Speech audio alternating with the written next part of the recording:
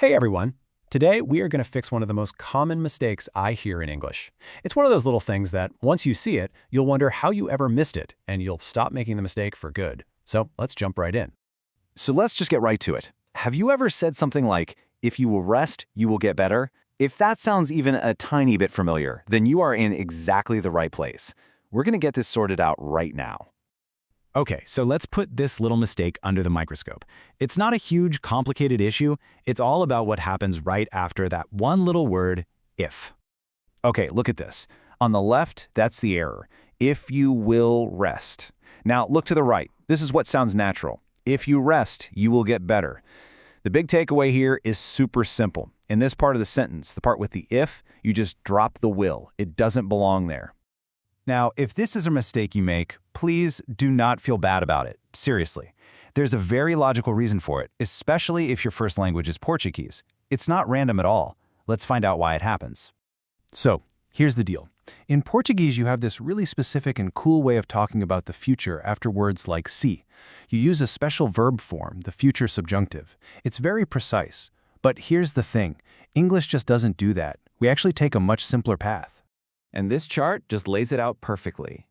In Portuguese, you would correctly say, se você descansar, or quando eu tiver tempo, using that future idea. But the direct correct English is just if you rest, or when I have time. We use the simple present tense. It's a complete mismatch, and that is exactly where the confusion comes from.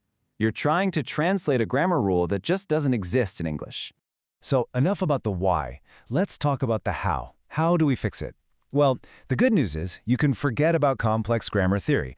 For this, English gives us a beautifully simple and consistent formula that you can use every single time.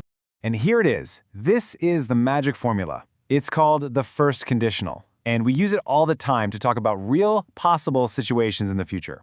Just burn this into your brain. The if part of the sentence gets the present tense. Then, the result part of the sentence gets will plus the basic verb. Simple as that. If plus present leads to will. Okay, theory is one thing, but let's see how this actually works in the wild. We're going to look at some natural, everyday examples, I promise. After you see it a few times, it's just going to click. Okay, check these out. If you don't rest, you won't get better. See? Present tense.